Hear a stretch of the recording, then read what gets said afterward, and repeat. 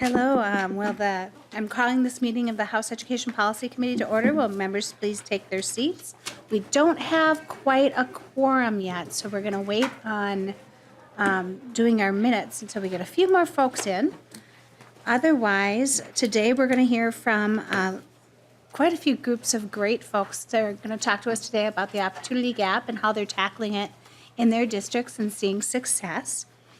We have about 10 minutes for each of them. They get 20 minutes, 10 minutes for a presentation, 10 minutes for folks to ask questions, because I want this to help maybe start percolating some ideas for bills that you might have. We are first going to go to Intermediate District 287. If they want to start filtering down, we have Sandy Lewandowski, the superintendent, Courtney Caldwell, the equity leader, and Kate Hulsey, the assistant director of crisis response.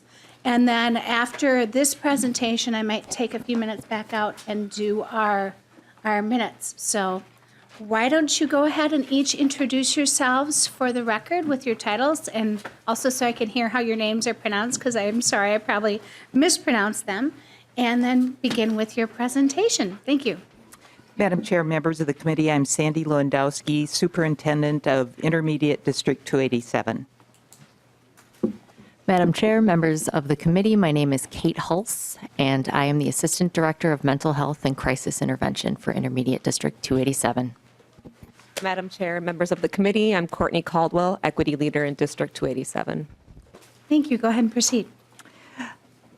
Madam Chair, as an intermediate district, my school serves nearly 1,000 of the highest need students in Hennepin County. Our programs include federal setting for special education, which means they need a full day of segregated school site programming. In addition, we have alternative learning centers and care and treatment programs, which include both mental health treatment and correction programs, among many others. Our member school districts include Brooklyn Center, Eden Prairie, Edina, Hopkins, Orono, Osseo, Richfield, Robbinsdale, St. Louis Park, Wayzata, and West Tonka. Students in our district are disproportionately students of color. We are indeed the disproportionality district. In my district, Black and Latino students are 3 times more likely to be labeled as emotionally and behaviorally disordered and SLD than their peers. The homeless and highly mobile population in my district has doubled over the past year. And perhaps the most striking of our data show that if you're Black, you are 6 times more likely to be directed toward the correction system rather than a mental health treatment program. We are living in the middle of the pipeline to prison, and we see the trajectory of some students in real time, starting with the very youngest children that we serve. Our efforts to interrupt this pipeline are seen in our current innovative mental health grant that the legislature funded for 2 years. In that program for K-2 students in special education, we are providing an intensive therapeutic teaching model in partnership with the Amherst Wilder Foundation. All of the students in this program are young boys of color. If this program was not provided in our school, these little boys would not have access to mental health treatment. There are simply too many barriers for them and their families. It's our hope that this intensive therapeutic program, we will change the trajectory of these little kids and their families and create a model for blended therapeutic approaches for our older students. It is important to be clear that if a K-2 student was having an extraordinary medical condition like a major heart condition, they would be in the ICU of Children's Hospital. We should provide the equivalent for K-2 children who are having extraordinary traumatic experiences that are impacting their mental health and behavior. We have a critical public health crisis that is neither understood nor addressed, and it is disproportionately impacting students of color. Addressing disproportionality in special education is central to interrupting racial disparities. We realize that we are often the last stop on the pipeline to prison, and we have realized that we need to sharply limit suspensions by putting a tighter decision-making process in place, and we have done just that. Finally, we have moved from a school resource model officer model to a school safety coach model because we wanted to avoid the impact of criminalizing mental health. In my school district, we have declared student outcomes and racial equity as the two mission outcomes as a priority. And in recent years, we have taken some aggressive and sometimes controversial actions to address the racial gaps. My colleagues, Courtney and Kate, will tell you more about that right now. Good afternoon. As I mentioned, I'm Kate Hulse, and I'm the Assistant Director of Mental Health and Crisis Intervention at District 287. I'd like to talk to you a little bit about our school safety coaches. In the year 2017, we made a controversial move. We removed school resource officers from our schools, and we created a new safety model, the school safety coaches, with two key goals in mind. We wanted them to build relationships with students and address behavior before it escalated to the point of needing police intervention. Instead of criminalizing students for their behavior, which is more often than not the result of their disability, we are working with them and getting them the help that they need.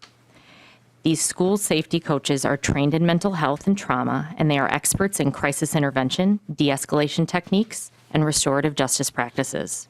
Our safety coaches know our students. They're tuned in, and they can tell when the temperature in the school is rising. They're standing outside every morning greeting students and gauging if they're escalated. Additionally, our safety coaches better reflect our students racially. Since the model's inception 2 years ago, incidents requiring police involvement have decreased by half. Critical incidents have shifted from dangerous emergencies in need of urgent police involvement to situations that can typically be addressed through de-escalation and/or the use of a mental health approach. Across the district, arrests and citations have also decreased by more than 2/3. We have recorded a total of only 6 arrests and citations across our entire district this school year. We know this approach isn't for every school district, but in a district like ours, where a sizable majority of students are served in special education and have mental health issues, we know that this is best for our kids. As far as suspensions go, the vast majority of students who walk through our doors have been excluded from school in some way. Many have been suspended, often multiple times, and some have been expelled, oftentimes for dangerous behaviors. Each school year, we respond to hundreds of critical incidents in our district: acute mental health crises, suicide attempts, and violent assaults on staff. These are not uncommon. Last year, we reported 319 staff injuries, 28 of which were serious head injuries, such as concussions. Despite all of this, we consider suspending students only as a very last resort. It's usually only reserved for cases where there is a significant safety risk to staff or other students. Our superintendent is the sole decision maker on any suspensions in the district.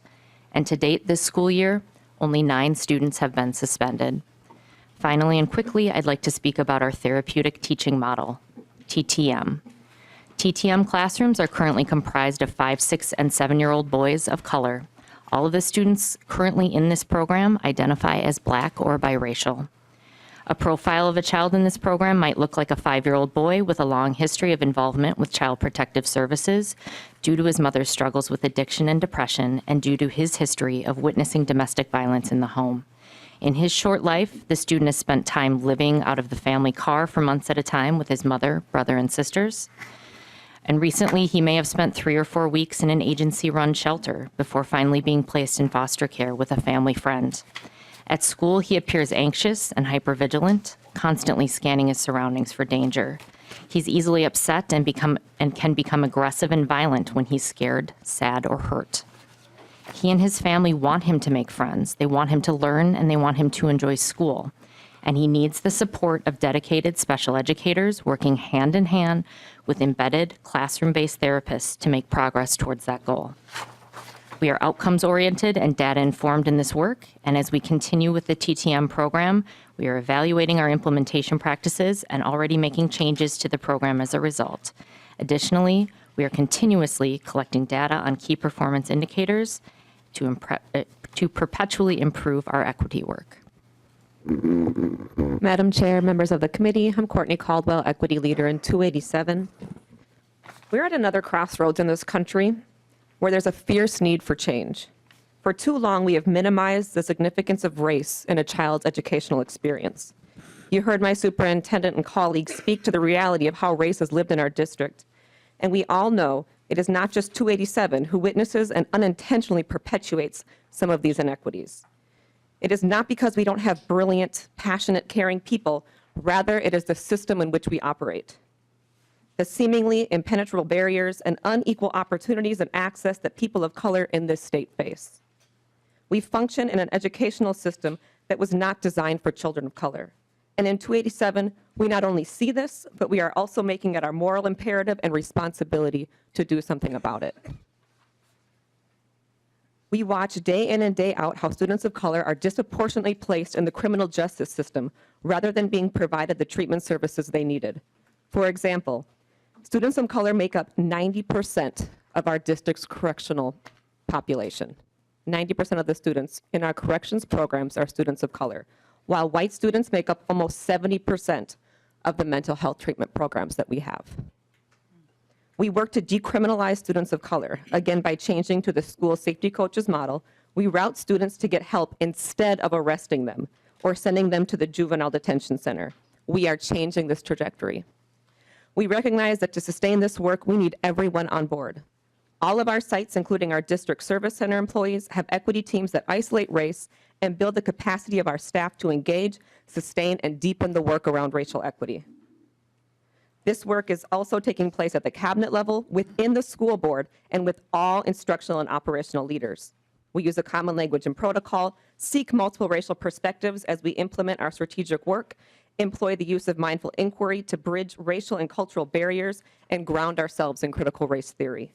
We understand that as a district, this work is a journey and a process. We approach it with humility, transparency, and fierce urgency. I'd like to close by reminding you that the rate of childhood trauma among Minnesota's black children is almost twice that of white children, 58% versus 31%. Schools have become the front line of the children's mental health system.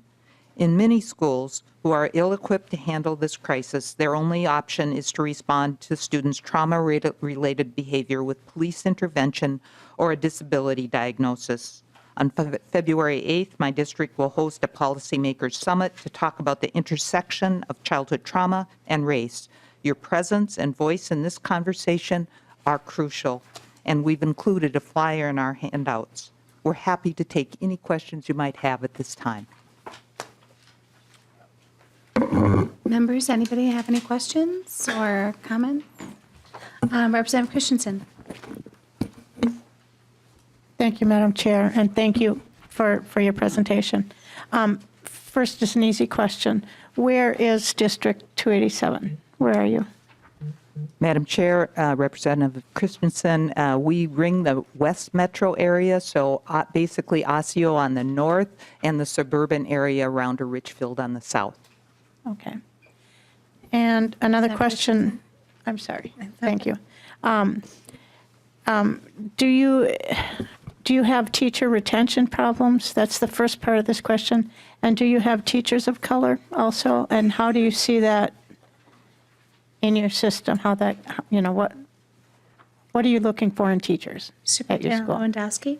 Madam Chair, Representative Christensen, I believe we have a challenge in recruiting fully licensed teachers. And my own impression is that when we get the right fit, they are terribly passionate and they center themselves on this kind of work for their full career and stay with us. We're very pleased that part of the recent legislative professional development grant allowed us to sponsor our own Grow Your Own. And because we have about an equal number of licensed staff versus educational assistants, we find that our educational assistants are often some of our best candidates, and those educational assistants are very disproportionately high in individuals of color. So while we don't have a lot of teachers of color right now, we are growing our own and see that that is a really fine way to expand our licensed staff with individuals of color. Okay, I agree with you wholeheartedly. Thank you. Representative Her. Thank you, Madam Chair. Thank you for the presentation today. It was really eye-opening and then validating for those of us who have been advocating for some of the same things you've been talking about. I did have a really quick question, and I missed a couple of minutes at the beginning here, so you may have already gone over this, but did you go through what the demographic of students in your district is? Superintendent Lewandowski. Madam Chair, Representative, sorry, I can't see it. We do have the racial demographics in your packet, and you can see that we are disproportionately students of color, and the numbers are represented on the chart. The three charts that are included there do show that pretty clearly. We see the kind of disparities, particularly with students who are black. You do have those? Superintendent, was it a different, we have the handout on racial equity by numbers, the therapeutic teaching model, the school safety coaches model, and then the 45% of children have experienced serious trauma. But I don't know if we have one with your demographics on it. But if you have something handy, we could have it copied. Madam Chair, I apologize. I don't have extra copies of that right in front of me, but what I can tell you is that we are about 69% black, about 13.6% Hispanic, and about 12% white, and that is in our labeling of kids across the district, I believe, as I'm looking at this. But we are highly disproportionately kids of color. Thank you, Superintendent. Follow-up, Representative Her? Can you just, thank you, Madam Chair. Can you just repeat again what school district? I'm surprised that there aren't any Asian students in your district. Yes, we do have some Asian district students, about a little over between 1% and 2%. Thank you, Superintendent. Representative Hassan. Madam Chair and Representative, sorry I was late. I was at the Capitol, the hearing for murdered and missing women in the indigenous community. And I missed the first part of this presentation, so if I ask a question that you already addressed, I apologize. Is this a public school or is it a charter school? And can you repeat where the location is, like which district? I mean, I know the number, it says 287, but I have no idea what that means. Superintendent, go ahead. Madam Chair, members of the committee, intermediate school districts are public schools. There are 4 of them in Minnesota. Ours is geographically located on the west side of the metropolitan area, and so it is 11 school districts, basically bordered from Osseo on the north around that western ring to Richfield on the south. Representative Hassan. Madam Chair, and is this by choice? How do students get referred to your school district? Superintendent. Madam Chair, members of the committee, there are a variety of ways for our students in our Setting for Special Education program. It is all referral by the special ed director within our member districts. Our care and treatment programs, which are either mental health facilities or correction programs, again, that might be located within one of our member districts, and we provide the educational services. Those are students arrive at those through various doors, the juvenile justice system, for example, or it's a medical kind of admittance to one of those programs. And another one would be our Area Learning Center programs. We have 4. These programs are ALCs, which tend to be the highest need kids within the ALC population. And those, by Minnesota statute, you can self-enroll if you meet one of the established criteria that is listed in statute. So there's a variety of ways you can enter one of the programs that I'm primarily referencing here today. Thank you, Representative Hassan. One more follow-up, then I have Representative Erickson on the list. I'm done. Oh, Thank yeah. you. Representative Erickson. Thank you, Madam Chair, and thank you for your presence here today. Very insightful presentation. I've been following you for a long time, and I just have the greatest respect for the strides that you've been making over the years with your student body. So congratulations, and thank you for sharing this data with us, and thanks for creating a Grow Your Own program, because that's one of the best ways for you to build your school population of teachers of diversity and also experts in your area. I have a question about your report card. I was looking at your report card from the Department of Education. So my question is, how consistent is your attendance? It looks very low, but I'm sure that has an impact on everything you do in regard to how long do your students stay with you and how regularly do they attend? Could you give me some enlightenment on what is happening there? Superintendent. Madam Chair, Representative Erickson, thank you for your kind words. I appreciate it. We do have attendance issues. I'm going to let Ms. Hulse address this as well. But primarily our Area Learning Center programs and our Setting for Special Education program are the kids that enroll there are living primarily with extraordinary challenges. You heard our homeless rate. That might be one example of kids are living in homelessness, and many of our students are. You're going to see kids with poor attendance. If you have kids who are in and out of juvenile corrections, for example, which many of our kids tend to be, you're going to have trouble with attendance. That said, we often think of ourselves as being the primary stability within kids' lives, and we see kids show us evidence of that all the time. So all the more important that we are a comprehensive anchor for them, whether it's in education, and I would maintain in mental health services as well. Ms. Holtz, do you have something to add? Yes, thank you, Madam Chair. Representative Erickson, I'd like to add also that in addition to the challenges that my superintendent laid out, we also have students with extremely tough mental illness for them to deal with. So we have students who are experiencing school avoidance, who are experiencing acute mental health crisis, who may be kept home for days at a time by a parent or by choice, or who may visit an emergency room and be admitted for a short period of time. So we do have a lot of students that are in and out due to their mental health on a pretty regular basis, on top of the other pieces that make life difficult. And Madam Chair and Superintendent and staff, that's going to have an impact on, how your report card looks too, because you don't have a consistent attendance by your students or your clients. I suppose you could call them in some instances.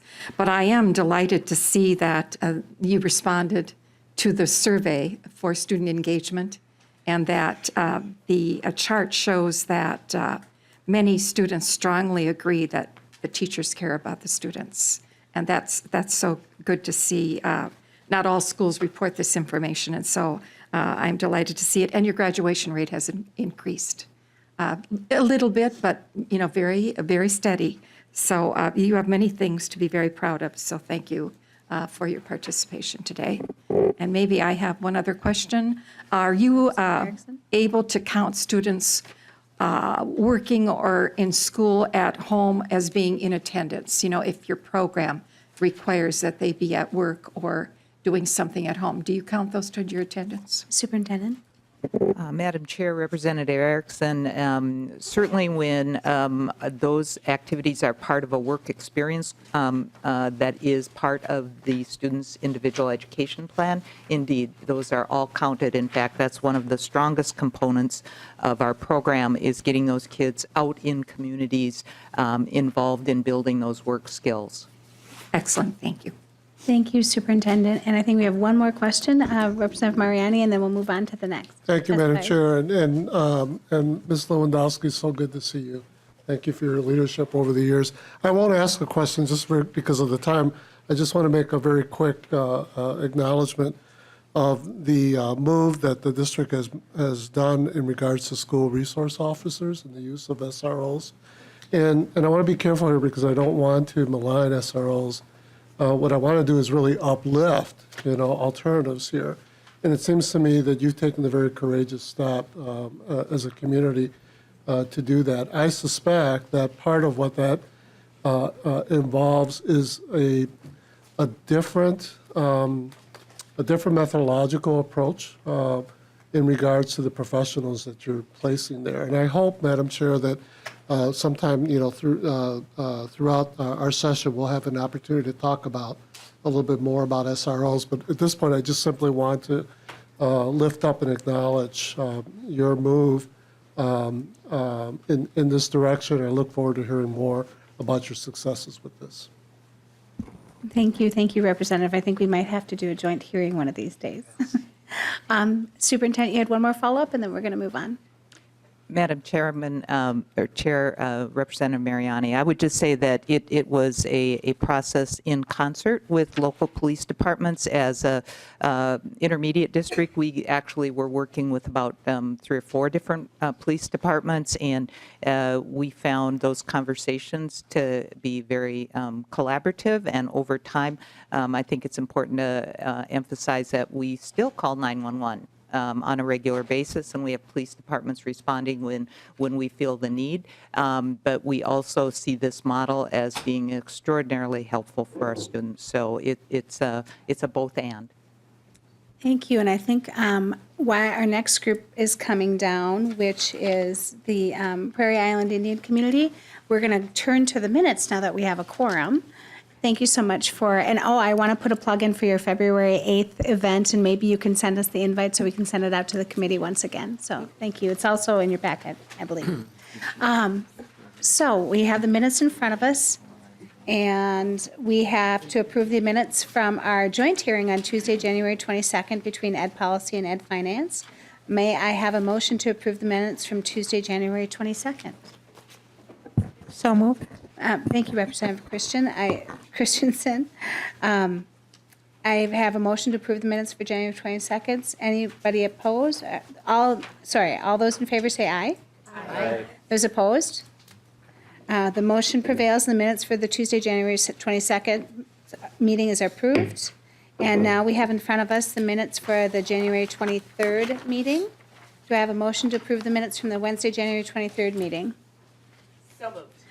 Thank you, Representative Moeller. We have Representative Moeller moves to approve the minutes for the Wednesday, January 23rd meeting. Any discussion?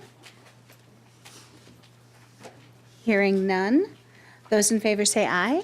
Aye. Those opposed say nay. The motion prevails, and the minutes for Wednesday, January 23rd are approved, and I promise I'll get that down one of these days. And now before us, we actually have Paul Dressen, the Prairie Island Indian Community Education Director, and Mr. Dressen is going to fill us in on how they're tackling the opportunity gap. Mr. Dressen, could you please state your name and title for the record? Madam Chair and members of the committee, Ampe tu ashte, wasichu iape Paul Dressen amaki api do, tintuinta edwati. My name is Paul Dressen, and I have the great privilege today to represent the Prairie Island Indian community before this committee. I am here to share our community's story. It is a story about values and perseverance.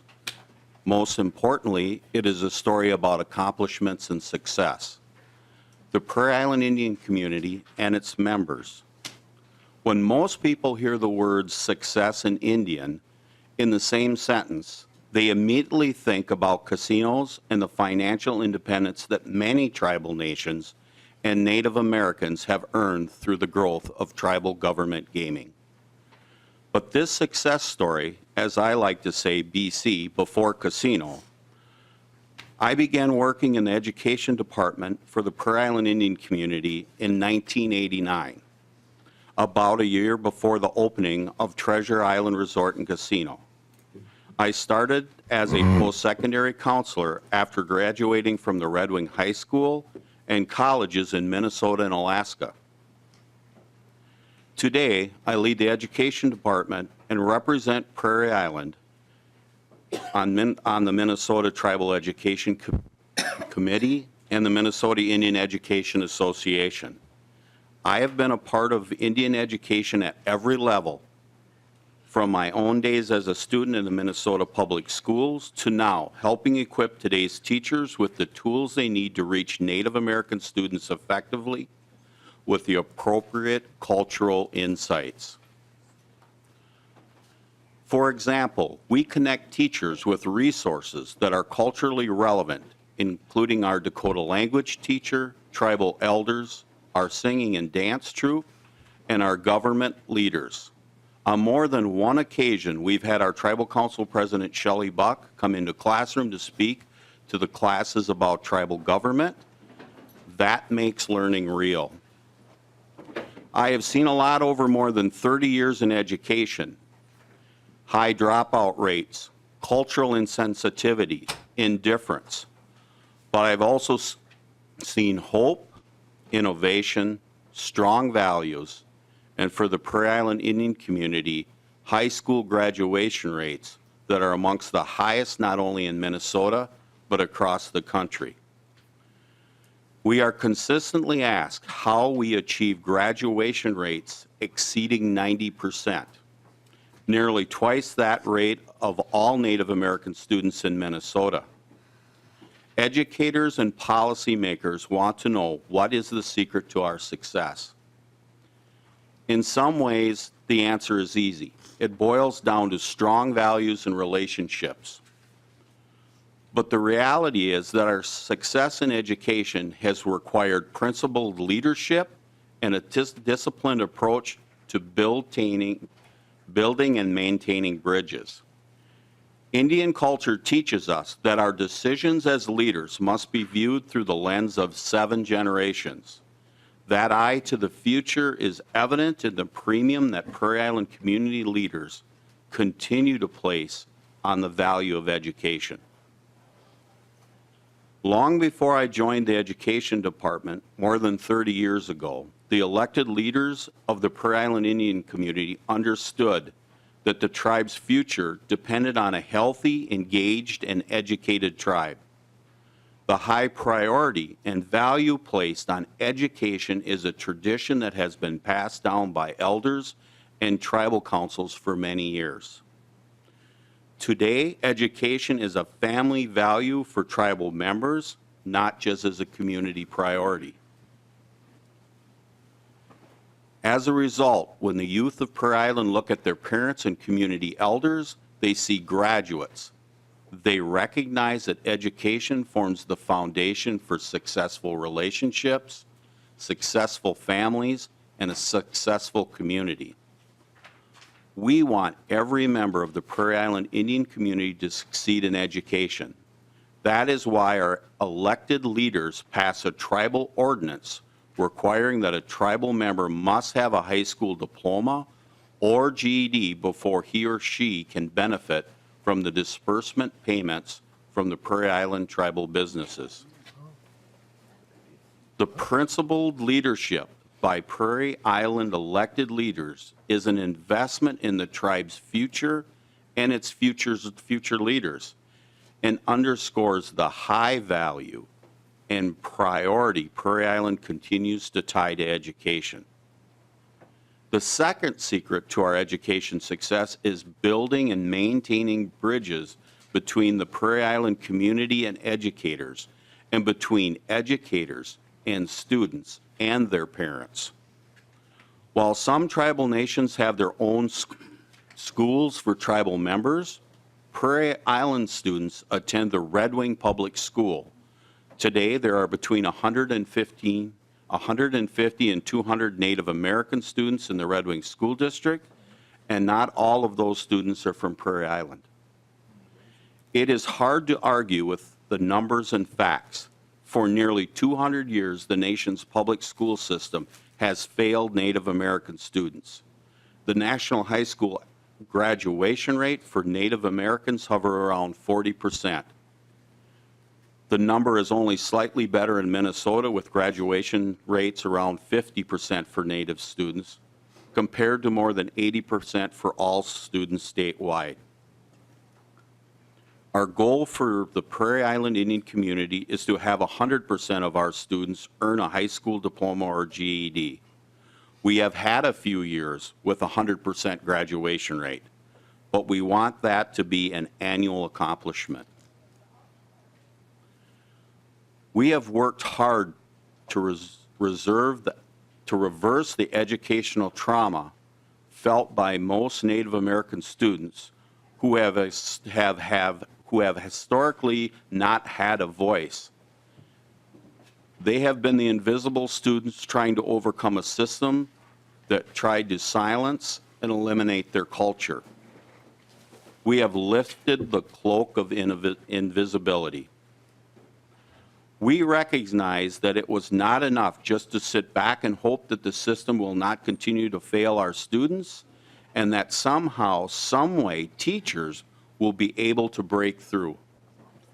Hope is not an effective strategy when you're talking about the future of our kids, our community, or our nation.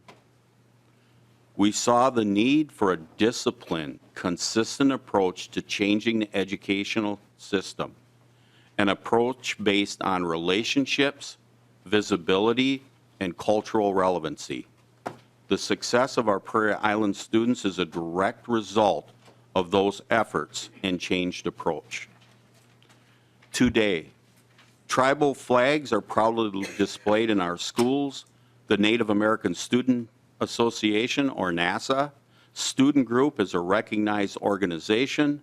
Tribal members help create and are teaching cultural-based curriculum that is directed towards education standards and benchmarks, and our Prairie Island Education Department is recognized as a valuable, credible resource in bringing a voice to the contributions of Minnesota's tribal nations. So what have we done different? As I mentioned earlier, it is all about building bridges. Through relationships that we have built and nurtured with key education influencers, we are making sure teachers and school district staff are prepared to help Native students succeed. For example, we offer an annual full-day training to all new teachers and staff from Red Wing. Our goal is to introduce them to the Prairie Island Indian community and to provide these educators with the knowledge and the tools they need to connect and build relationships with our students and open the doors for learning. This training breaks down common misunderstandings and preconceived notions about tribal communities and educates new teachers on best practices we have learned from decades of working together. For example, we help teachers create education plans that are relevant and tied to the tribal nations that exist in the state. Having Minnesota students learn about the Dakota people who have lived here for generations makes a lot more sense than having them create totem poles out of toilet paper rolls, especially since those wood carvings have no cultural relevance to our state. We are not just reaching our local district, we are also helping shape the programming and outreach from the Minnesota Department of Education through our participation in the Minnesota Tribal Nations Education Committee and the Minnesota Indian Education Association. Through those efforts, we are able to work with school districts across the state and offer appropriate cultural insights and tools to improve their effectiveness with Native students. That is helping to lift the bar for tribal nations across Minnesota. We are also building bridges between our community and local students to help them better understand the history of tribal nations in Minnesota. Through firsthand experiences, we are bringing true cultural history into our schools. For example, all second graders in Red Wing School District spend a day at Prairie Island, where they have the opportunity to tour our Elders Garden, experience the Bison Project, and interact with our tribal leaders. The field trip helps to make learning more relevant and real and improves the students' understanding of who we are as a tribal nation and break down barriers at a young age. We have also hosted field trips and career days for more than 1,500 high school and college students from across Minnesota as a way to reconnect these young people with the local tribal community. Mr. Dressen, are you almost finished? Thank Oh, you. I am. I want to give some time for questions too. Okay. All of our community efforts, whether with students, educators, or policymakers, are about closing the gaps that get in the way of teaching and learning and succeeding. The same is true for our outreach within our own community to Prairie Island students and their families. The current focus of our education department is closing the achievement gap and making sure our tribe's children are ready to learn. By closely monitoring results of state assessment tests, we can identify and address deficiencies early, increasing the likelihood that our students will improve. However, we all know that successfully closing the achievement gap will take more than monitoring test results and remedial action. Despite our high graduation rates, the cold, hard reality is that we struggle with the same broader society challenges that widen the gap for many students, especially Native American students. We are not immune to the mental health struggles and drug addictions that plague many students in Minnesota. Successfully overcoming these real challenges take time and hard work from a team that is united around a goal of helping students succeed. We are fortunate on Prairie Island in that we take a team approach to helping our families. We recognize that the success requires trust. Trust that comes from relationships formed through reliable and consistent contact with family and the student. As I reflect on Prairie Island's education success, I am most proud of our liaison program that provides the consistent, reliable contact from the time a student enters kindergarten until he or she graduates from high school. We employ a team of education liaisons. Their contact with the student and his or her family begin with the student when they enter the education system. It continues as those students move through elementary, into middle school, and all the way until they graduate from high school. Their responsibility is to be available to students and their families daily to monitor the after-school tutoring program. This daily contact with every student and their family helps to identify issues and concerns before they become problems. 30 years ago, kids dropping out of high school was common. In the 80s, our tribal graduation rates were close to 20%. These were some years when we had no students graduate. We risk a generation of forgotten kids into an uncertain future for the community. That is no longer the case, and our liaisons, who are educators themselves, are a big reason why. In addition to the liaison program, the Education Department offers after-school tutoring, a summer school jumpstart program which provides an intense focus on reading and math skills. 2 weeks before the school starts, these programs, which are run by licensed teachers, have multiple benefits that positively impact learning, including developing new relationships between educators and our students and creating advocates among the educators who return to their public school position with a deeper understanding of Prairie Island and the needs of Native students. The power of that connection and that advocacy really comes to life at our annual graduation ceremony for our students. It is not just our tribal community coming together to congratulate these students on their achievements. When I look out into the audience, I see district teachers, administrators, school board members, and other education influencers. That tells me that what we are doing at Prairie Island is working and making a difference. We are extremely proud of our education accomplishments on Prairie Island. Some may say our education success is a result of tying a financial incentive to graduation. That certainly plays a role in keeping kids in school. However, to suggest that it is the only reason for a high school graduation rates ignores everything else our community has done to build bridges between the education system and the Native American students, not just on Prairie Island or in Red Wing, but across Minnesota. There is one final point of pride that I would like to share with the committee. We have talked a great deal about high school graduation rates in the 90% range, but the commitment to a strong education from our students or our community does not end with those students walking across the stage and receiving a diploma. Our high school graduates, between 40 and 50% move on to a post-secondary education. That is more than 3 times the national average for Indian students who attend college. Across Indian country, lack of funding and access to a college keep many Indian children from furthering their education. We never want funding to be a barrier for our children who want to continue learning. That is why our community has a unique college loan program that covers full tuition for students. As long as the student passes all of his or her classes in a given semester, the tuition loan is forgiven. The student is still responsible for any room and board, but their post-secondary education is paid for. That is a wise investment in our community's future leaders.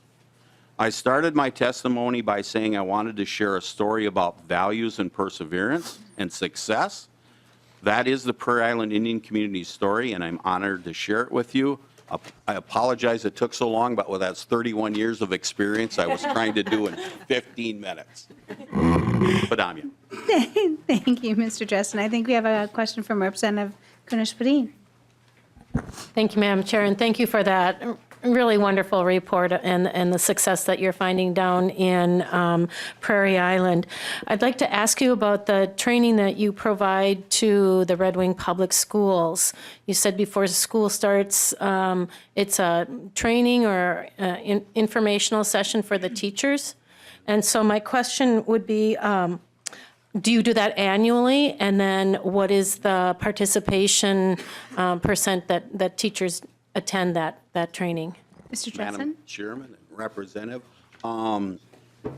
we have probably been doing it for at least 10 years now. It is not just for teachers, it's for all staff. They are almost 100% of all new hires in the school district are asked to come out with superintendents, school board members.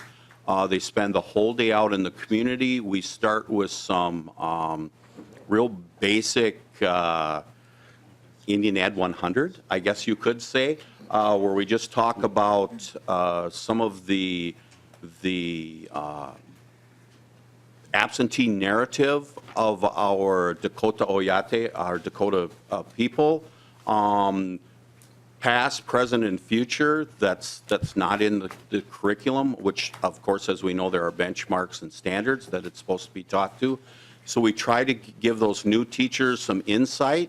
And also we talk about, you know, if you're a kindergarten teacher and you've got little Johnny or Sally or whoever's in that class, coming in and starting to build that relationship, because a public school setting has not always been very positive for our people. So when they're sitting there, they can say, hey, I had an Indian taco out in your Elders Center. We got to go out to the Bison Project. We went out and we saw the buffalo. I got to meet some of your grandpas and grandmas or aunts or uncles. It's just a really good way to incorporate starting to build those bridges that are so important for our children in school. Thank you. Representative Sandell. Thank you, Madam Chair. And Mr. Dressen, thank you for your optimistic and positive presentation. I'm particularly interested in the liaison program, the contact between the leaders of the program and young families. And wonder if that's an initiative supported by the Red Wing School District, or if it's particularly, or if it comes from the Prairie Island community. Mr. Sandell. Madam Chairman, Mr. Representative, the liaison program has been in place probably starting back in the 80s. It was grant funded for a part-time person to begin with as a post-secondary education person within the school district through a grant. But then as our community started to have economic success, it was one of the first things that they put in place was to start the education department, and then we've added those liaisons in the school district. Those positions have always been paid through the tribal entity. So. Thank you, Mr. Dressen. All right, did you have a follow-up, Representative? Yes, thank you. Real quick, and then we're going to move on to the other testifiers. Go ahead. I'll talk with Mr. Dressen later. Thank you. Oh, thank you, Representative Sandell. Anybody else real quick? Representative Erickson. Thank you, Madam Chair. Thank you, Mr. Dressen. Very good presentation. Are you an employee of the Red Wing School District, or are you a double employee of the Indian community and the school district? Mr. Dressen. Madam Chairman, Representative Erickson, I have always been employed by the Prairie Island community. The first couple years was through a grant through the school district, but once the economic wealth started in our community, they hired me immediately. So I have been a part of the community since about 1994. So. Representative, quick follow-up. Thank you, Madam Chair. So you're not the American Indian Education Coordinator for Red Wing Schools? I am not. Mr. I'm the Dressen? Madam Chair, Representative Erickson. I'm the Education Director for the Prairie Island Dakota. Thank you very much. Thank you. Thank you. And thank you, Mr. Dressen. I'm going to bring down next the St. Louis Park Public Schools, and they're going to, Austin Osai, the superintendent, is going to chat about the ways they've been tackling the achievement gap and seeing success. Mr. Osai, can you state your name for the record and your title, and then proceed with your presentation?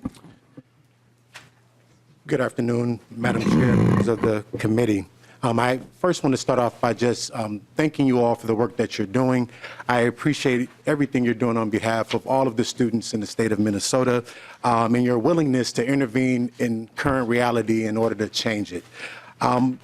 For the purpose of my presentation this afternoon, I've provided you with some slides. I won't necessarily be speaking directly to those, but just sharing a little bit about St. Louis Park and how we're currently using QComp or ATPPS dollars to deepen teacher racial consciousness. Mr. Osai, can you state your name for the record and title too? Sorry about That's that. okay. Yep. Aston Osai, Superintendent of St. Louis Park Public Schools. Thank you. St. Louis Park Public Schools serves approximately 4,600 students. The district includes 4 elementary schools, grades K-5, 1 middle school, grades 6-8, and 1 high school, 9 through 12. The district educates all children 0 through 5 and their families through early learning programs and services provided by community education. I'm proud of our award-winning senior program. I often joke that in St. Louis Park, we serve students from birth to death. And, you know, we don't do that alone in St. Louis Park. We work collaboratively with the city as our city boundaries and school district boundaries are contiguous. We're a first-tier suburb of Minneapolis, and St. Louis Park has approximately 48,000 residents, and we're excited about the fact that both our school district and city are growing. Over the past 10 years, St. Louis Park's school population has grown from approximately 4,200 students to nearly 4,600 students, with similar growth projected in the future. In St. Louis Park, students have the opportunity to learn with classmates from all racial, ethnic, religious, and socioeconomic backgrounds. Just a little bit about our racial ethnicity background.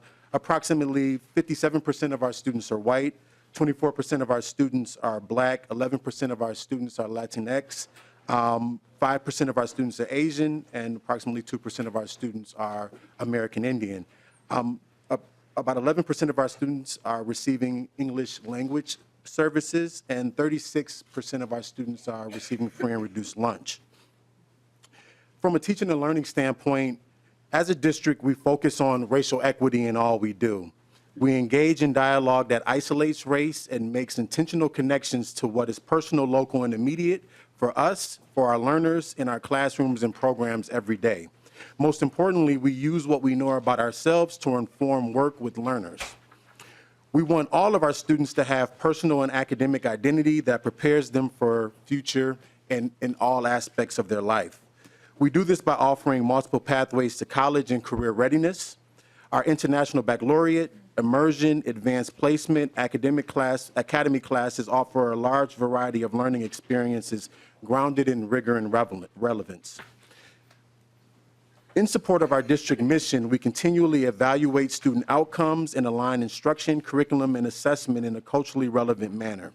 We strive to create learning environments that are nurturing, safe, and inviting of each student each and every day.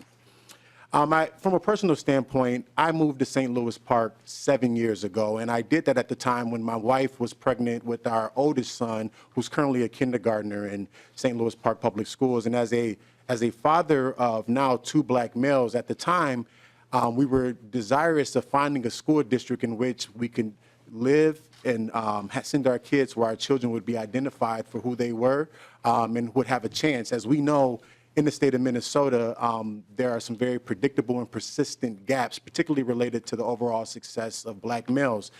So, fast forward now 8 years, and I'm thankful to now work where I live and be the superintendent of this amazing organization that is focused on changing outcomes for all students. And the mission and core values of that organization truly drew me there because they aligned with my overall belief of the importance of public education for the overall success of our democratic society. I just believe that if we don't have strong public education systems, this country will not be successful.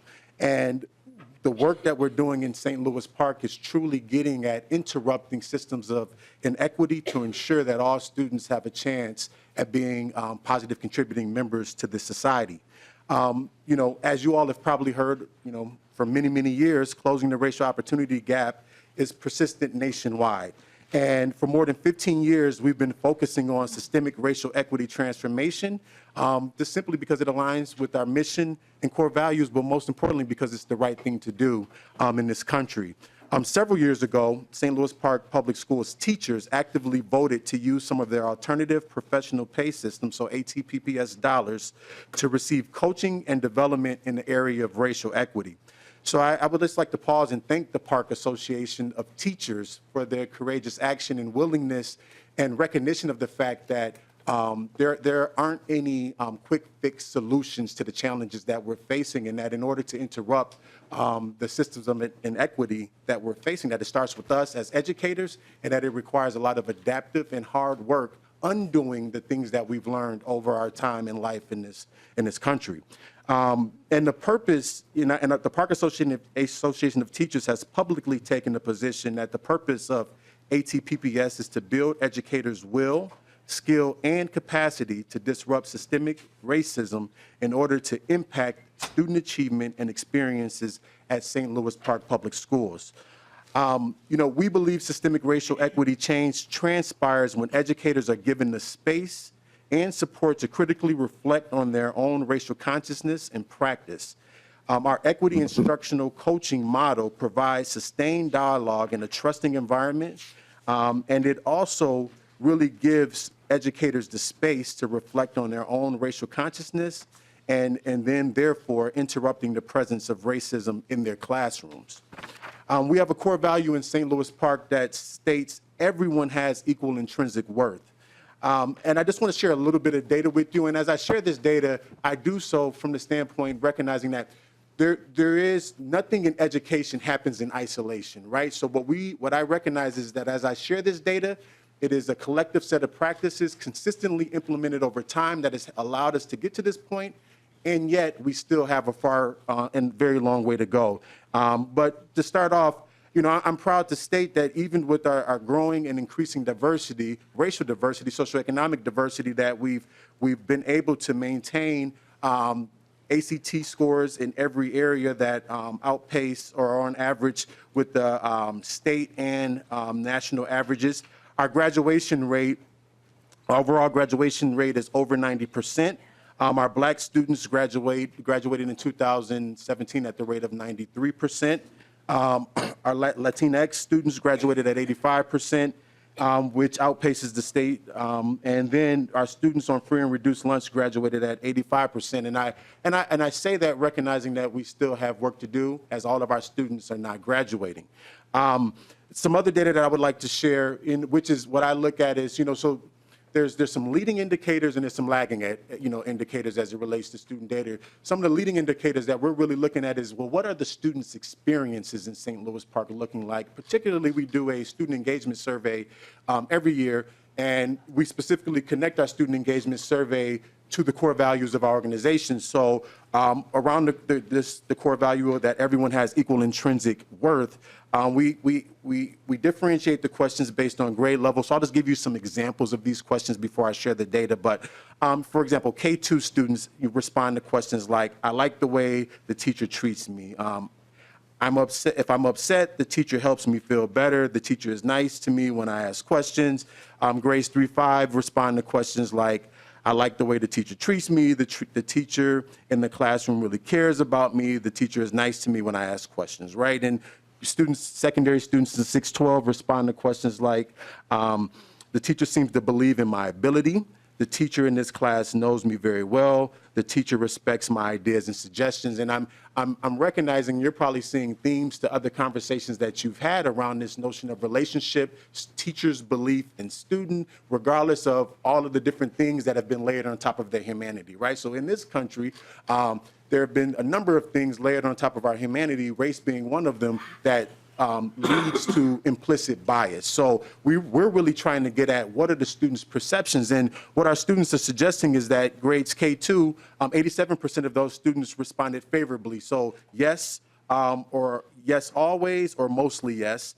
Grades 3-5, 91% of those students responded yes always or mostly yes. And at the secondary level, 6-12, 75% of those students responded yes always or mostly yes. So while none of those were 100%, recognizing that we still have work to do.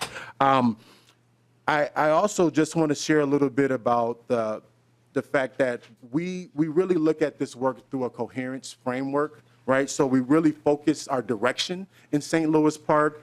We focus on cultivating collaborative communities. I mentioned earlier about the Park Association of Teachers. I've worked in several different school districts, and this is a very unique and special place where we have such a strong relationship with the Park Association of Teachers and such a aligned focus on what is required to impact student achievement at all levels. We're securing accountability, as I talked about leading and lagging indicators. Certainly, we have a tremendous amount of work to do as it relates to our MCA scores, but we're seeing, and I look at that as more of a lagging indicator, but from a leading indicator, we're seeing some great improvement and always deepening our learning, both personally and professionally. And I say personally because in St. Louis Park, what we suggest is that you can't do the work of racial equity just at work, right, and then go home and live in an unconscious way, so that we truly take this work from a personal and professional standpoint. In closing, I provided you some slides, and I didn't want to just bore you death by PowerPoint. I've also provided you a video that I would strongly encourage you to look at on your own time, which talks more about the racial equity coaching model instructional coaching model that we have in St. Louis Park. And I thank you for your time and recognize that the work that we're doing is not necessarily unique, but I do believe that it is focused and that it is truly having impact on our students. It's having impact on my own son's life as a kindergartner in our district. So I thank you for your time, and I'm willing to take your questions. Thank you, Mr. Osei. I think Representative Scott, you had a question? Thank you, Madam Chair. Yes, thank you for being here today. And I have some information before me. Well, first of all, how long have you been implementing this piece that you handed out today? Mr. Osei. Madam Chair, Representative Scott. So it has been a progression, I would say, for the past 7 years. We started off with 2 teachers at our high school. And so we started off with a blended model. We had part of our, the way we were using our ATPPS dollars were focused on racial equity coaching, so teachers could opt in. So we started off with 2, evolved, and that was 7 years ago, evolved to 4 teachers, and now we currently have 9 racial equity instructional coaches, some of which are paid for with the ATPPS dollars, and then we also use some of our general fund dollars to support the other half of the teachers. Representative Scott, follow-up? Thank you, Madam Chair. Thank you for that. On looking at the report card on the Minnesota Department of Education, from the statistics that I have, your math and reading scores have dropped since 2016, and graduation rates have also declined since 2015. And so while this may be, good to implement and stuff, my main concern is that these kids are achieving and that we're closing that opportunity gap. And in 2018, it looks like here, the math proficiency rates for non-Hispanic whites, 73.9, Black, 28.7, and Hispanic, 33.8. And the reading proficiencies for non-Hispanic whites, 76.7, Black, 28.6, and Hispanic, 44.5. And so these gaps aren't closing. And so that's, again, my primary concern is that we're educating these kids and we're closing that gap. And so what are you doing on that front? Yeah, so Superintendent Osai? Madam Chair, Representative Scott, thank you for your question. And something that I didn't talk about is that last year, 70% of our 11th graders opted out of the MCA math test, which is not necessarily reflected. I know that the state has recently made some changes in how they respond, how test scores are responded to opting out. And what I would offer is that in St. Louis Park, and regionally in that area, there is a belief that the current Minnesota Comprehensive Assessment is not necessarily actively or effectively measuring how students are doing in school on a daily basis. So in our community, many parents have chosen not to use that as a way to measure their students' academic achievement and have chosen to opt out. So I would say as you look at some of that data and as we kind of go back and historically look at how families have been engaging in the use of that Minnesota Comprehensive Assessment, you may see some correlation between declining scores and participation in the exam. Representative Scott, one more follow-up, and I think we have thanks. some other people that have some questions. Sure. Thank you, Madam Chair, for your indulgence. So, that may be the 11th grade, they're opting out to take the ACT or whatever. So can you provide us with the numbers from the ACT, these same, rates for the non-Hispanic whites, Black, and Hispanic? Do you have that information? I don't have that with me Superintendent. disaggregated by race right now. And in reading, over 40% of our 10th graders opted out as well. So, if I can provide the committee with historical trend data, if you would like that as well. Yeah, and I'd just like to know how you are measuring if you're not, using that. There's got to be some way of measuring student achievement. So I'd be interested in that. Thank you.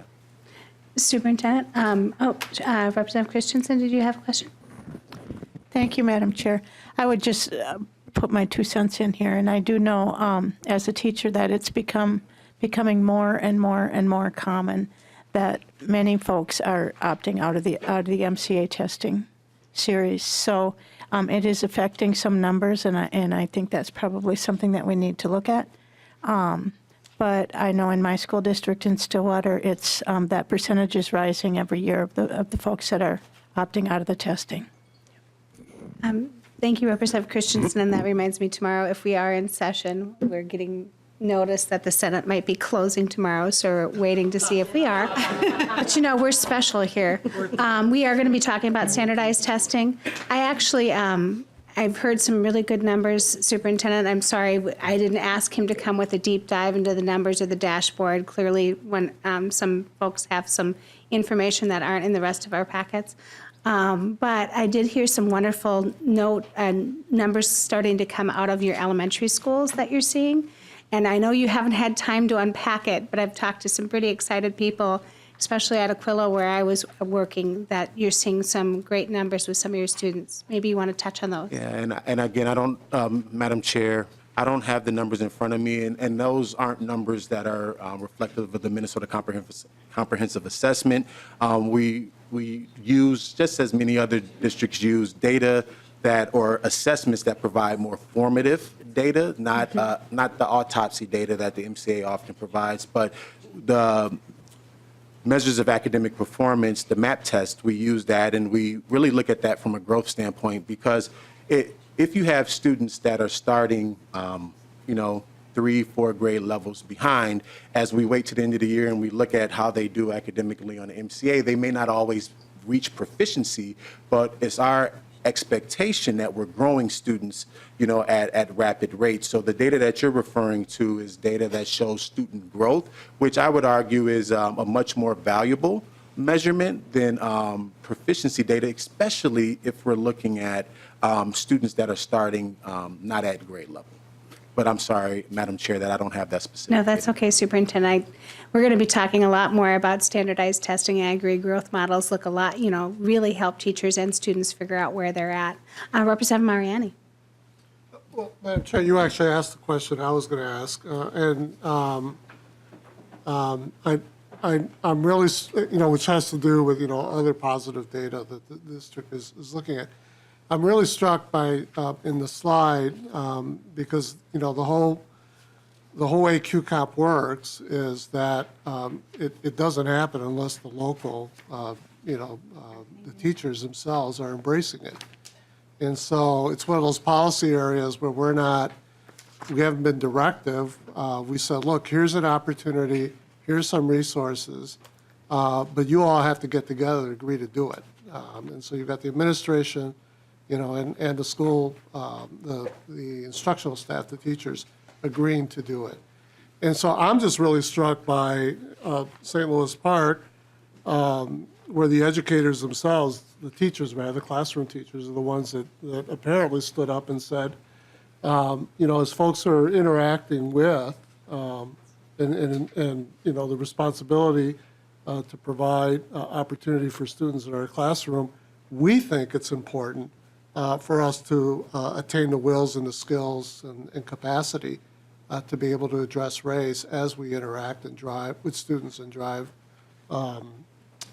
academic achievement. So I guess maybe the question beyond MCA quantitative data is perhaps you could share with us quickly what, Superintendent, what, if anything, that's done in terms of creating the kind of environment, maybe it has, maybe it hasn't, but creating the kind of environment in your schools where there's a dynamism around learning and teaching as a result of teachers stepping up and saying they want to be able to attain these kinds of skills and experiences and awareness. Superintendent, I'll let you have the last word on this, and then we're going to move to St. Cloud Schools because they've driven down a little bit of ways. So, Superintendent, thank you. Madam Chair, Representative Mariani, we've seen, as I referenced before, in the classroom on a daily basis, not only the relationship between student and teacher has improved, we've also seen an increased elevation of student voice. I remember as a student, school was done to me almost, right? I came and the adults really drove what my experience was like. And what we're seeing in St. Louis Park is that certainly the adults are still guiding the situation, the experience, but student voice is being elevated to the point where students are influencing their learning.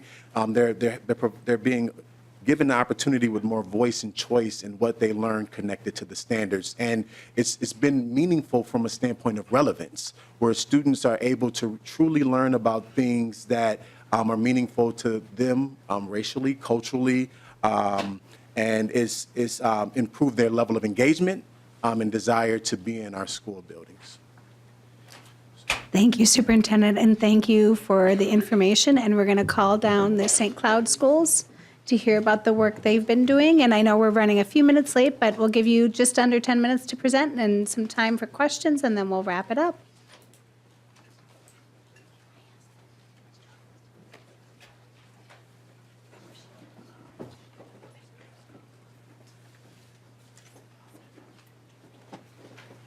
And why don't you go ahead and state your name for the record and your title as Mars is setting up the slideshow. Good afternoon. My name is Marcia Beisch, and I'm the Assistant Superintendent for St. Cloud Area Schools. Good afternoon, Madam Chair, members of the committee. My name is Dr. Sylvia Huff, and I am the Director of Research, Evaluation, and Assessment for the St. Cloud Area School District. Thank you. Go ahead with your presentation. So first, we want to let you all know about who we are as the St. Cloud Area School District. We're located in the central Minnesota region, and historically, our district has always consisted primarily of white students. As you can see in the graph on the left of the screen, Around the 2009-10 school year, so almost a decade ago, over 74% of the students in our district were white. Fast forward to the current school year, where the majority of our students are now students of color. So although we're located in the central Minnesota region, our district is actually becoming more and more representative of the urban districts in our state. Also, while discussing the local demographics of our district, one highlight is the population of our English learners in the school district. You can see that compared to the 29-10 school year, so again, almost a decade ago, where only about 10% of our students were English language learners, we are now almost a quarter of that. So in the 2018-19 school year, almost 25% of our students are English language learners. And within our district, there are over 30 languages represented, with the top 3 being Somali, Spanish, and Vietnamese.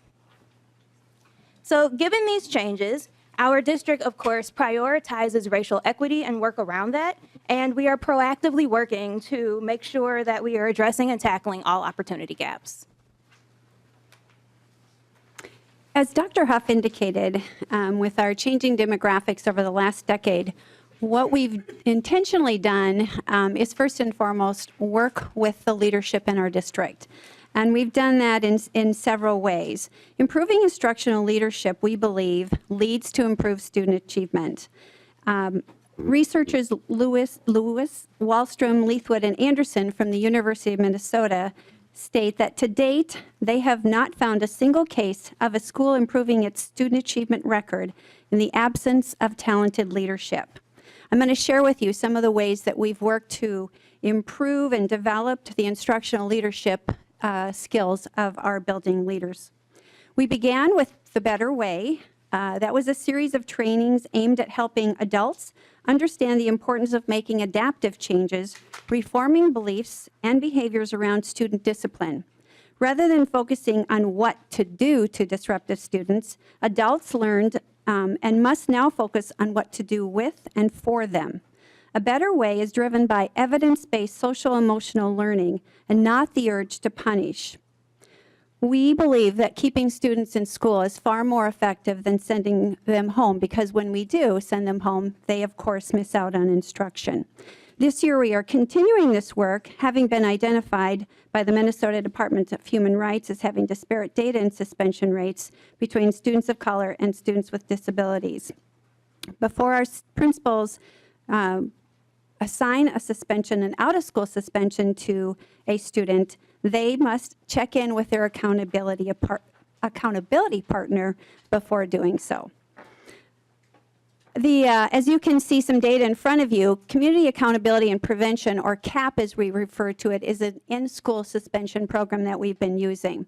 As you can see, last year compared to this year, we see increases to CAP, so increases to referrals for in-school suspension, and decreases by almost half to out-of-school suspension. So we're working, as I indicated, to keep students in school and still hold them accountable for their missed choices. Some of the other things that we've done to develop our leaders is engage them in professional learning entitled Beyond Diversity.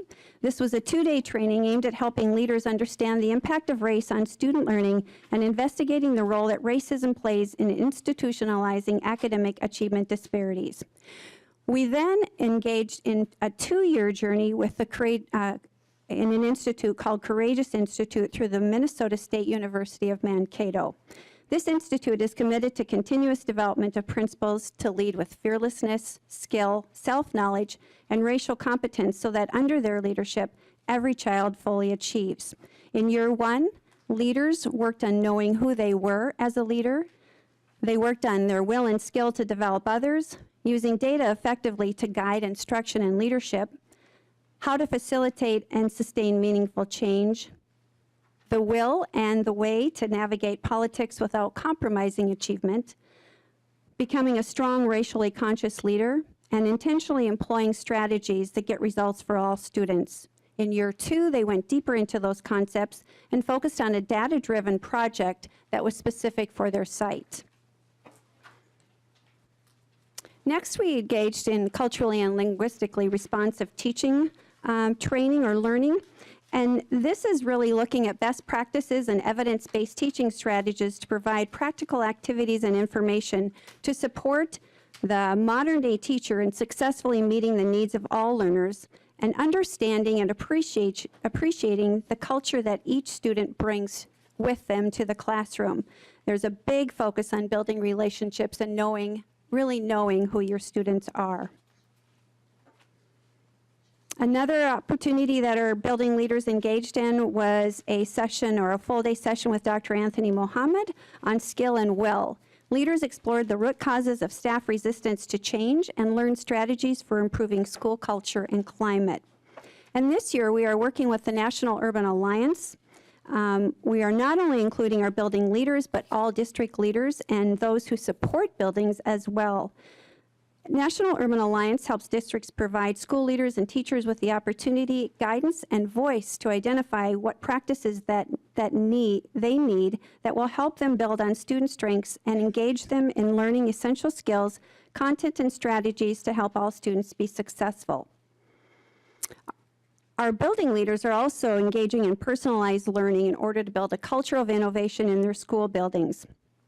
They are embarking on a monthly on their own development as innovative leaders. Each leader is part of a cohort engaged in a course of their choice that follows the ISTE standards for educators. And what they do is they come and learn monthly, and then the intent is that they will then go back to their building and do that with their teachers. So it's personalized learning, it's implement, and then it's reflection. One thing that we did intentionally at our buildings, so moving from theory to application, was school reviews. District 742 commissioned a third-party needs analysis of the quality and standards in our Title I schools in order to determine what was working well, what improvements were required, and what actions needed to be taken to ensure that quality and standards improved as quickly as possible. The reviews lasted 2 full days, and at the end of those reviews, schools received a written report, and schools then followed up with their own one-day planning session. Schools review those plans annually and make changes necessary each year. As a result of that, schools all have their own school improvement plans. School improvement is the single most important business of the school, in that it is a continuous improvement process to ensure that all students are provided access, opportunity, and support to achieve at high levels. The school improvement plan identifies in that schools have to identify an academic, math, and reading goal, an equity goal, a graduation rate goal, and a behavior goal to ensure that every student graduates. Also, schools prepare and develop what's called a target page. A target page is a one-page document and is often referred to as the mini school improvement plan. Components in the target page include mindful lesson planning, powerful instruction, ongoing analysis of assessments and data, and creating professional learning opportunities for the staff. One thing that we were intentional about is creating school leadership teams. We did this in collaboration with our teachers union. This is a paid position in buildings for which teachers had to apply. The team is comprised of administrators, classroom teachers, and other support staff. The team meets twice a month and is responsible for leading the learning and teaching and the professional learning of their building. Out of the school reviews came a model called co-teaching. We have co-teaching in all of our buildings, elementary through high school. Co-teaching utilizes 2 certified teachers in the classroom. Students are clustered in classrooms, and it's an integrated service model using the lens and expertise of special education teachers, English language learner teachers, and the general education teacher. The 2 teachers together plan, direct the instruction, and support the learning of the students in the classroom. One example of the success that we're witnessing from the co-teaching efforts, along with a number of other initiatives taking place in our district, is the improvement in the mathematic performance of our English language learners, and particularly shown here is the data from Discovery Elementary. And we selected Discovery Elementary because this particular elementary is one of our most diverse elementary schools in our district. And so the red line in the graph is the statewide trend for mathematics MCA performance of EL students, whereas the blue line is the performance of our students, EL students at Discovery. And the main highlight here is just that as the overall trend for English language learners and math across the state has been steadily decreasing over the past few years, at Discovery, again, one of our most diverse elementary schools and a school that has fully implemented the co-teaching model, we're seeing a steady increase in the performance for math for our English language learners.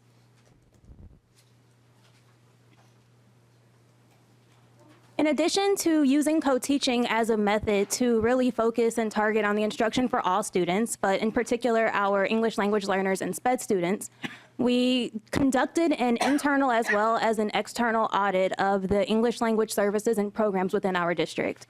As a result of those particular audits, we found a number of different elements in which we could focus on, and that included incorporating additional changes in terms of our programming for these students, looking at the classes and curriculum, as well as finding age-appropriate materials, for example, for high school students that was at their reading level. And so as we continue to implement these changes, we're starting to see results as our English language learners exit out of the English language program.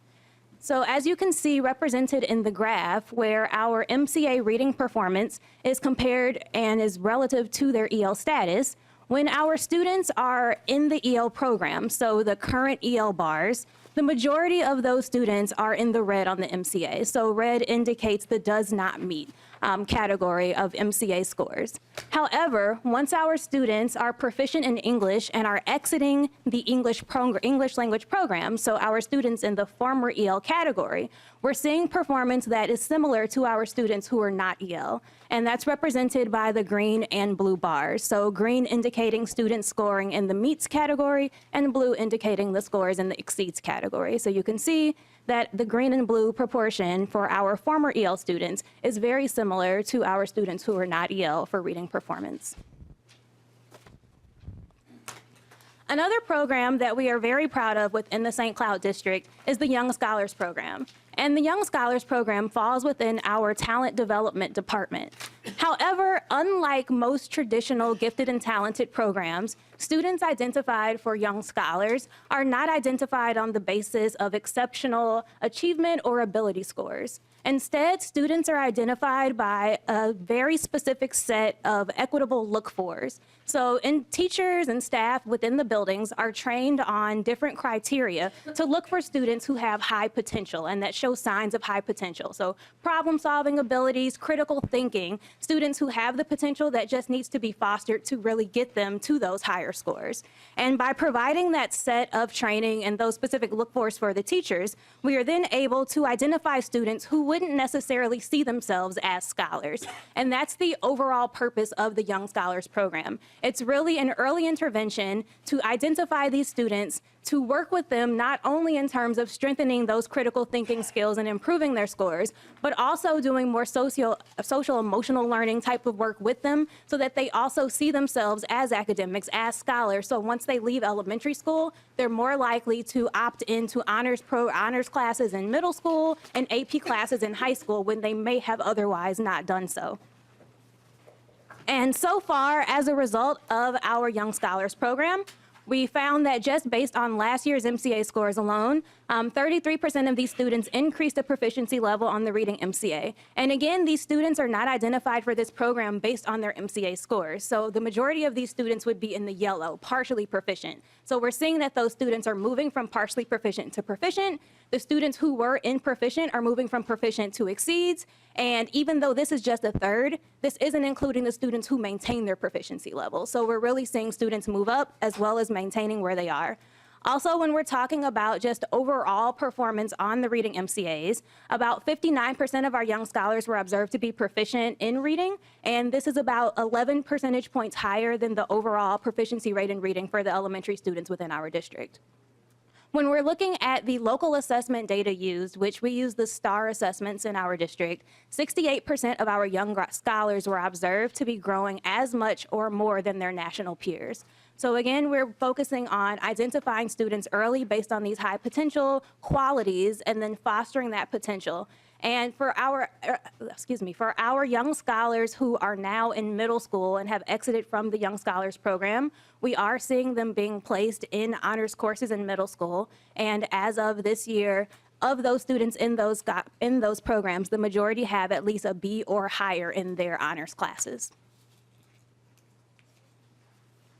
And so, again, the purpose of Young Scholars is to do the early intervention because we want to see students in honors and AP. And so we've also been extremely intentional about increasing access to AP courses and making sure that students of color see themselves as capable of taking on these challenging courses and then being successful within them. And so when we look at the change in participation of students of color in our AP courses, you can see that in terms of the number of students taking AP exams, since the 2015-16 school year, for our Black student population, it increased from 29 to 50, and for our Hispanic Latino students, it has increased from 16 to 36. Obviously, these are not huge jumps, and when we're talking about the opportunity gap, it's still extremely discrepant when compared to their white counterparts, but we are making gains, and we're being very intentional about the way that we're going about it.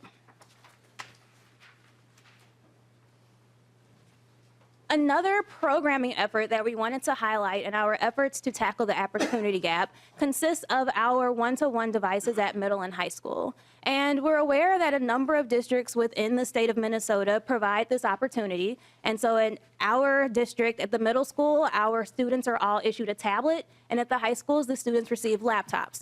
However, within our district, we also want to make sure that students have access even when they go home, because we know that a very large percentage of our students receive free or reduced price lunch, and they have these devices, and we want them to be able to be connected and to complete assignments, but when they go home, they may not have access to Wi-Fi. And so within our district, we have hotspots available at all of our secondary buildings that can be checked out.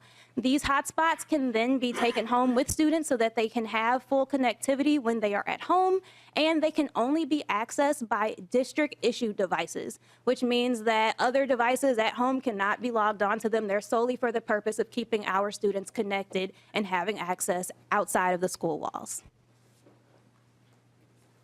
So we've talked about leadership, and we've also talked about programming, and now we want to wrap up by discussing the ways that our district is tackling the opportunity gap by amplifying parent and student voice.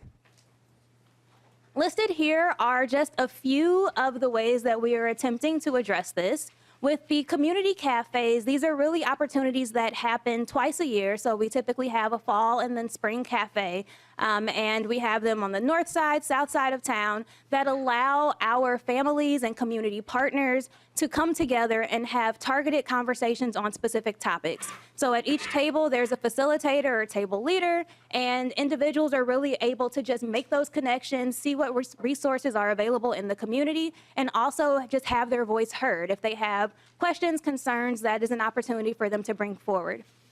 Parents in Action is a program that is developed and sponsored out of the equity department within our district. And with Parents in Action, it is an opportunity for parents to go through their own course. Really, the parents are the students, and they're learning how to help their students navigate their educational career. At the end of the Parents in Action program, there's a graduation, and the parents are always very excited because they're being celebrated. And it's just teaching them things that they might not know in terms of educational opportunities and how to be good advocates for their children. And then finally, in terms of the amplifying student voice events, at our high schools, we've had opportunities for students to lead their teachers and staff in professional development. So these are opportunities for students to make sure that their teachers and instructors know who they are and what they need in order to be successful. And so they do videos telling them who they are, but then they're also taking their staff members through professional development. And we would love to take your questions at this time. Thank you. Thank you so much, Dr. Huff and Assistant Superintendent Beisch, for coming all the way down here to share some of the great successes you're having in St. Cloud schools. I think I have a question from Representative Hassan. Madam Chair, Thank you, Superintendent, for coming all the way here. I know it's brutally cold outside. And thank you for the wonderful presentation. For me, when I think about St. Cloud School District, I think about tension, racial profiling of Somali students, cultural insensitivity, disrespect to many things. And I remember that there was a MDA intervention. So can you guys speak on what has been done about the bullying and the racial profiling of Somali students, and has that improved, or what's the status of that? Thank you. Madam Assistant Chair Superintendent? and Representative Hassan. Representative. Thank you for that question. We have worked very intentionally to break those barriers and to ensure that we're creating a culture of belonging, safety, a welcoming culture. It's part of what our mission says who we are. And as a result of some of those, we have been very intentional about creating, as Dr. Huff alluded to, opportunities for students to have voices. And we have equity teams in our middle schools and high schools. And students have opportunities within those teams to to talk about what's happening within each of their buildings and how as a school and as a student body they can respond to that. In addition to that, we're very intentional about how we deal with issues of harassment and bullying. We use practices like conflict mediation, restorative practices, so that we are addressing those. We're not shying away from any of what students are dealing with, because we do want to create a culture where all feel like they belong and are safe, and so that they can learn. Follow-up? Just a follow-up. Madam Chair and Superintendent. So what I'm speaking of is not only students misbehaving, I'm speaking of, adults, witnessing and watching students being bullied. And there are videos of it. Like, this isn't even something that is private. It was the people recorded. Teachers are over there watching, and Somali students are eating food, and there's two white male students walking on the table as students are eating and just, dumping the food on them. And not the superintendent, the principal saw that video. There were teachers that were witnessing. So it's not only student problem that I'm talking about, it's adult problem that I'm talking about. So what are some of the things that St. Cloud is doing, school district's doing to address those issues? The teachers, the adults in the buildings, the administration, what are some, progressive ideas that you guys have done? Like, just give me some ideas. I'm trying, because this is a wonderful presentation, and I want to walk away with thinking positive of St. Cloud Public Schools. And right now, I'm not there. So just give me some ideas of what you have done. Thank you. Sure, and I'll ask Dr. Huff to chime in as well. Madam Chair, Representative, you're right. It is not just about the students, but it is about the adults as well. And so we're working very hard to change the mindset and the culture and the climate that exists within our buildings. It starts with having conversations about implicit bias, racism, and how each of our, that's why we've worked so hard to focus on our leaders, so that they feel equipped to go into their buildings and work with staff, and feel equipped to work with when students issues arise, to be able to deal with those head on and address them. And like I said, not shy away from them, not sweep it under the rug, but ensure that we're holding not only students accountable, but adults. And part of that comes with the training that we've done and are doing with our staff. We're using a protocol called Courageous Conversations, and staff leaders in our building monthly work with staff around issues of implicit bias and bring up scenarios such as what you're just talking about, and saying how do we deal with these so that our students are not feeling isolated and ostracized or oppressed in any way. Would you want to have something to add? And then we have one other question. Yes, thank you, Madam Chair, Representative Hassan. I would also say that the Department of Research and Assessment, in combination with the Department of Equity Services, conducts focus groups with students as well as parents and staff. And during these student focus groups, they're typically designed as affinity groups. So we'll bring students of color together. We'll have focus groups with just our white students where they can really get all of their concerns out in a safe space following a specific protocol. That information is then compiled, analyzed, and provided to the building administrators at those particular sites. And the building administrators are then able to use that and create their own action plans with their administrative team, with their leadership team at the school, and of course, in conjunction with the district administrators as well. Representative Mariani, last word. Yeah, thank you. And thank you, Representative Hassan, for your observations and questions. I think it's very possible to have a couple of things happening at the same time. And that, to me, just speaks about how difficult it is to change systemic behavior and change culture. So, folks who are trying to do that are still dealing with others within their community that are stuck somewhere else. And so I'm real pleased to hear that there's a scientific approach, it sounds like, that's being used here. But I think this really speaks to what Superintendent Assay spoke about earlier, which was basically that there is a connect between the kind of skills to be able to disrupt and end that kind of behavior and get us to what education needs to be about. And that's just not going to happen by itself. That's going to happen by intentional, commitment and scientific approaches to looking at ourselves and our systems, and it sounds like that's certainly what the educators in St. Louis Park are doing, and it sounds like what you're also wrestling with. I just want to lift up a couple of things, quickly, that there are a couple issues or principles of equity that you articulated. I just wanted to reemphasize them. When you talk about the co-teaching model for EL students, I prefer to use EML, emerging multilinguals, because I think that's really, what we want to produce from our citizenry. But the use of the co-teaching model, for me, really reflects an equity principle, which is you do specifically what works for a specific student group.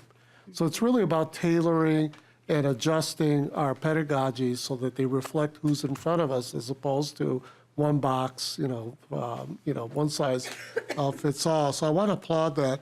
I also am really impressed by another principle, which is rigor, the use of rigor. So that's what the AP thing is all about. In Minneapolis several years ago, they took a number of their EL students, and I forget the categories, but it was the category where it's like they're really having a hard time at this point with English, and put them through AP courses and exams. And guess what? They did really well there. The issue was, now they tested out in their language.